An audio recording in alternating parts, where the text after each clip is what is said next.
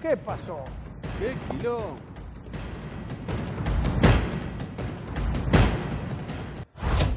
Y esta es la denuncia que presentó Juan José Gómez Centurión, un excombatiente de Malvinas, oficial que estuvo peleando en territorio de Malvinas, pero ¿a raíz de qué?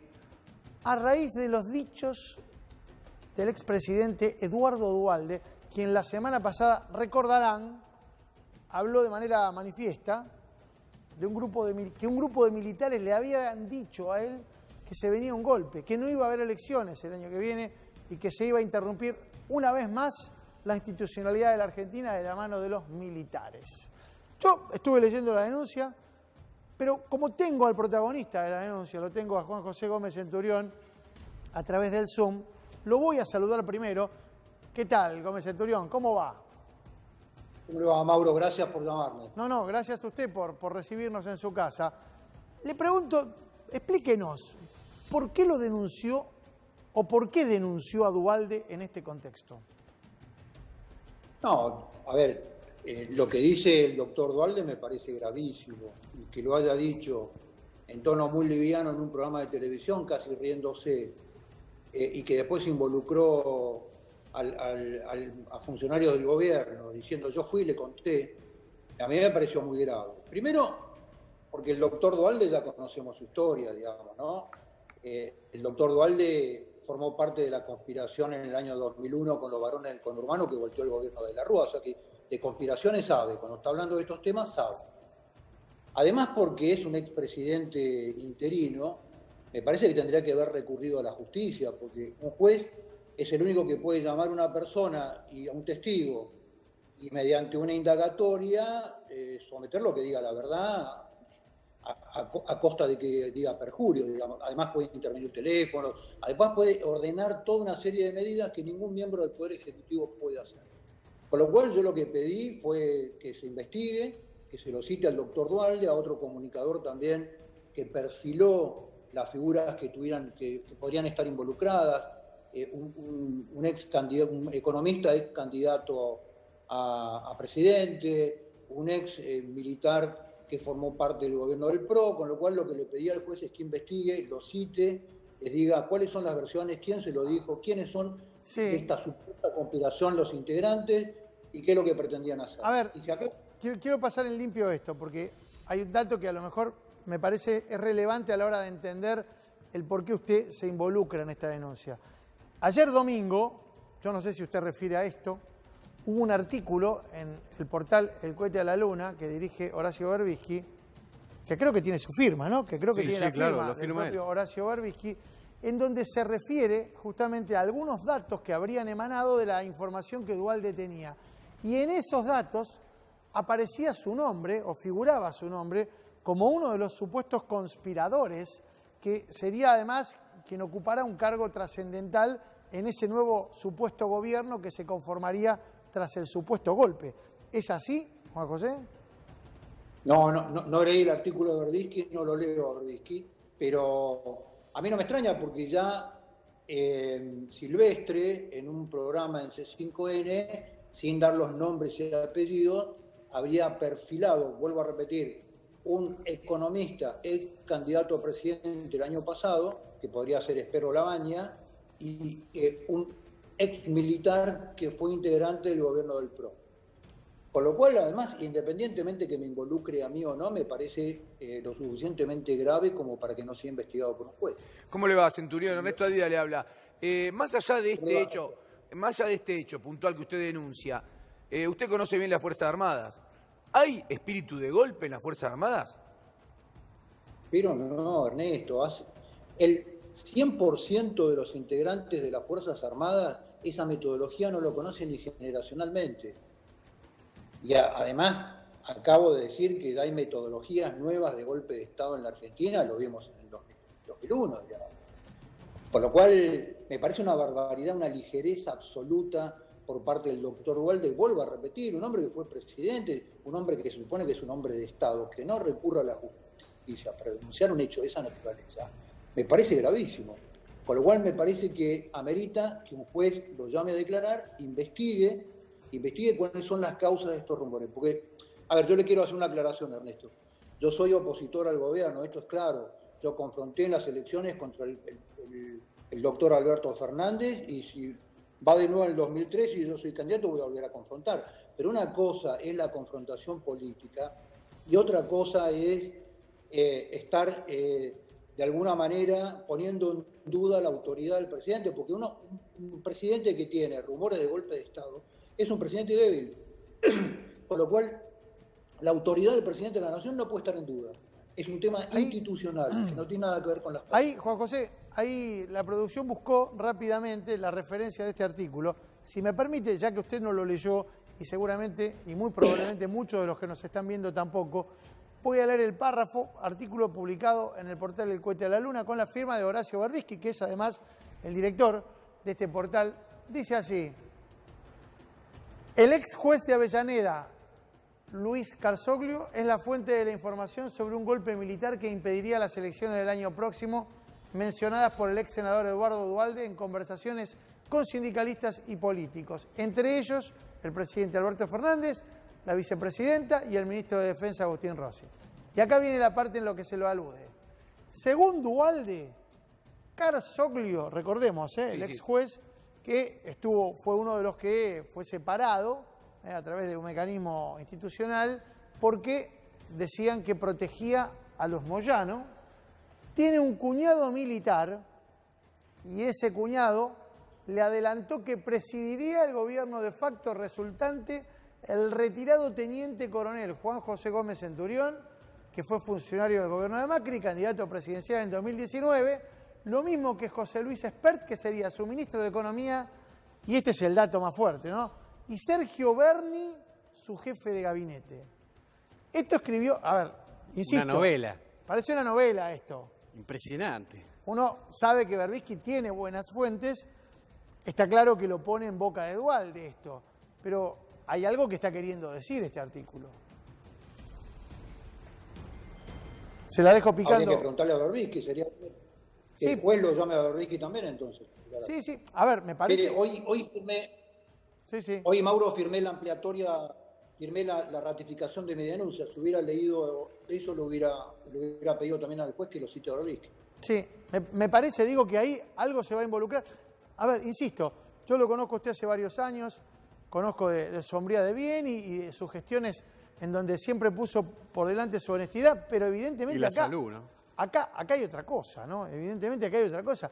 Este nivel de involucramiento en el que se lo mete usted da la impresión que tiene algún tipo de intencionalidad política.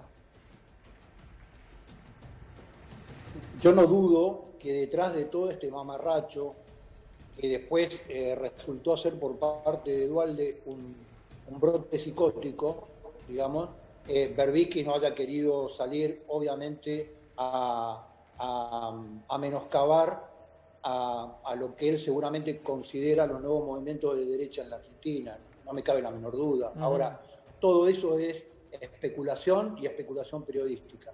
El dato de todo esto, que lo tiene que declarar frente a la justicia, lo tiene Duhalde. Pero, fue el juez el que se lo dijo, tendrá que declarar en la justicia. Pero esto, digamos, ¿por qué considera que usted está dentro de estos nombres? ¿Porque lo quieren correr de la carrera política del año que viene? ¿Porque alguien tiene un encono personal con usted? ¿Porque es una persona conocida? ¿Por qué cree que lo nombran? Bueno, porque lo nombran expert también, digamos, me parece que esto tiene que ver con nuevas fuerzas políticas que van apareciendo en el escenario y que de esta manera tan burda, me refiero al artículo, ¿no? Específicamente, nos quieren colocar en un lugar de espacios no institucionales, cuando lo que nosotros estamos haciendo, yo ya tengo el partido NOS armado en 19 provincias. El año que viene vamos a competir en elecciones municipales, provinciales y nacionales, digamos, ¿no? Si hay algo más institucional que un partido político en términos políticos, díganme qué es, digamos, ¿no? A ver, lo saco del tema porque me parece que, digamos, dar vueltas sobre lo mismo no va a conducir a demasiado hasta tanto no avance esta investigación. Lo llevo al terreno político, Juan José, que es un terreno donde usted se ha sentido muy cómodo, sobre todo en el último proceso electoral. Y le pregunto específicamente, a la luz de los acontecimientos de lo que han sido ya 9, casi 10 meses de gobierno de Alberto Fernández y teniendo en cuenta lo que en algún momento se llegó a insinuar, incluso se lo llegaron a insinuar algunos referentes de Juntos por el Cambio al propio José Luis Espert, no tanto a usted, pero usted estaba en la partida, ¿usted cree que fue funcional a la derrota del macrismo con la presentación de su frente? No, mire, los macristas dicen que fuimos funcional a la presentación o a la fórmula de Alberto Fernández. Y el justicialismo o el kirchnerismo de alguna manera nos tildó siempre de una operación de Mauricio Macri. Cada vez que aparece una fuerza con un lugar propio y un sentido propio, aparecen este tipo de versiones, digamos. Yo creo que el gobierno de Macri, el presidente Macri no logró su reelección en ese momento porque hizo un pésimo gobierno, con el cual yo fui parte en los primeros años y después el año de la reelección, que cuando es un funcionario tiene que tomar la decisión si va a apoyar al gobierno en el cual está o no lo va a apoyar, yo tomé la decisión no solamente de no apoyarlo, sino de pararme enfrente. Le cambio la pregunta. Mi postura siempre... Perdón, Centurión, le cambio la pregunta. Así como usted claramente dice que no es culpable, en los términos en lo que lo preguntaba Mauro, de la pérdida o del triunfo de cualquiera de las dos fórmulas, le pregunto, ¿usted participaría de una fórmula conjunta con José Luis Espert? Yo el año pasado le ofrecí a Espert ir a las PASO en un espacio común, porque creíamos que en algún momento teníamos la responsabilidad de ampliar nuestro espacio político y bueno, no logré hacerlo. Ahora lo veo muy difícil. Mire, nosotros estamos en la estrategia partidaria que creemos que la Argentina necesita la solución de un partido político que haga una propuesta con una plataforma clara, terminar con los frentes que son puntaderos de políticos y son poco claros. El día que usted, por ejemplo, en una elección de medio término plantea un frente donde a las 12 de la noche de la elección se transforma en calabaza, usted no sabe quién sentó al diputado que está en la Cámara de Diputados ni a quién responde, ¿no? Entonces nosotros estamos en la estrategia de armar un partido político. Provincia por provincia, el año que viene veremos en qué provincia tenemos partidos más afines a nuestros valores, nuestros principios, y a lo mejor se puede hacer una alianza, pero todavía no. Y la última pregunta de esto, Ernesto, Mauro, yo no los veo, perdón, no sé quién estaba hablando. Sí. La pregunta la hizo Ernesto. La última pregunta de esto es ¿por qué asume la gente de Juntos por el Cambio que todos los votos nuestros eran de Juntos por el Cambio, digamos? Esto no lo demuestran los mismos estudios que hicieron ellos. En los estudios que hicieron después de las PASO, cuando vieron que sacamos casi 3 puntos, en esa metodología que tenía Durán Barba de Focus Group y qué sé yo, que después a mí un amigo me hizo llegar ese informe, el 35% del voto nuestro era peronista, el 28% de nuestro voto era voto joven que votaba por primera vez y el resto independiente, con lo cual no sé por qué asumen que eran votos que necesariamente eran de Juntos por el Cambio, digamos. Así que esto me parece que es más lamentación que análisis, ¿no? Nacho. Sí, le quería preguntar a Gómez Centurión, Nacho Ignacio, Ramírez, ¿cómo Ignacio le va? Ramírez. Mucho gusto. ¿Cómo le va? ¿Cómo está? Bien, ¿usted cómo anda? ¿Cuánto tiempo? Me gustaría saber una pequeña reflexión acerca de usted con respecto a la inseguridad que vivimos todos y a la realidad que estamos sintiendo todos en la calle, ¿no? Sí, mire, a mí cuando me preguntan sobre la inseguridad en la Argentina, yo digo que Argentina no es un país inseguro. Países inseguros son los que tienen tsunami, terremotos. Argentina es un país donde nuestra clase política nos acostumbró a convivir con el delito desde hace décadas. Sí, por ejemplo, la toma de tierras, ¿no? Por ejemplo, un delito absolutamente impune. Usted fíjese, y en esto, saliendo de la política doméstica o partidaria y haciendo un análisis más macro, ¿cuáles son los reflejos de nuestra clase política independientemente de cuál sea el partido? Cuando ocurre la pandemia y se decreta la cuarentena, la primera cuarentena, el primer reflejo fue el cerrar a los ciudadanos y largar a los presos. ¿Cuál es el deber cívico que tiene un preso con respecto a la sociedad si no es cumplir su condena? ¿Por qué se tiene que exponer un vigilante, un enfermero, un médico, un militar que está en la calle a ser contagiado por el virus y aquel que tiene la obligación de estar cumpliendo su condena no queda exento de cumplir con ese riesgo, digamos. Entonces me parece que la clase política viene ejerciendo metodologías que en algunos lugares la ponen en nivel de complicidad con el delito. Pero, a ver, pero vayamos al punto que le planteaba Nacho como ejemplo y que ha tenido en esta semana varios episodios que incluso generaron controversia en el propio seno del oficialismo, que es el tema de la toma de tierras. Por ejemplo, lo ocurrido en Villa Mascardi la semana pasada, estos episodios que tienen a algunas organizaciones que se hacen eco de algunas reivindicaciones históricas de los pueblos originarios y que ocupan tierras incluso de manera muy violenta y poniendo en riesgo la vida y las propiedades de muchos ciudadanos que viven en esos lugares y que tienen sus casas y sus territorios. Esto generó una polémica entre la ministra Frederick, por lo pronto, que planteó claramente que detrás de esto había una problemática que no tenía que ver con la inseguridad o con la violencia. Y otros sectores del oficialismo, como Sergio Massa, que netamente dijeron y directamente dijeron, estos delincuentes, y tenemos que caerle con todo el peso de la ley y suspenderle si tienen planes sociales a estas personas. ¿Dónde se para usted, José Luis? Juan José, perdón. Juan José, perdón. No, a ver, acá hay dos cosas diferentes.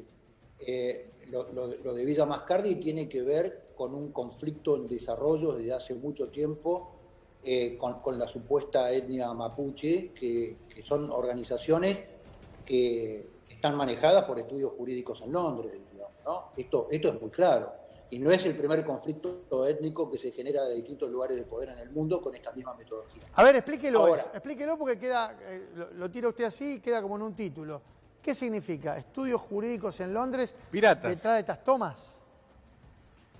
Sí, claro. Las organizaciones mapuche están manejadas por estudios jurídicos, sus representantes jurídicos son estudios de abogados de Londres. Esto es claro, esto es probado, digamos. Y esta metodología de conflicto, usted fíjese que los conflictos étnicos en el mundo, en todos los lugares del mundo, siempre están parados arriba del uranio, del gas o del petróleo, ¿no? Y en Neuquén están a kilómetros de Vaca Muerta. Pero esa es una historia. La otra historia, discúlpeme, la otra historia es que toma de tierras hay todos los días en el conurbano. Sí, sí, claro. Todos los días en el conurbano hay tierra. Esto lo anunció Grabois en el mes de marzo-abril. Pero en este último mes es como que se acrecentó mucho la toma de tierras. Particularmente a mí me llamó la atención.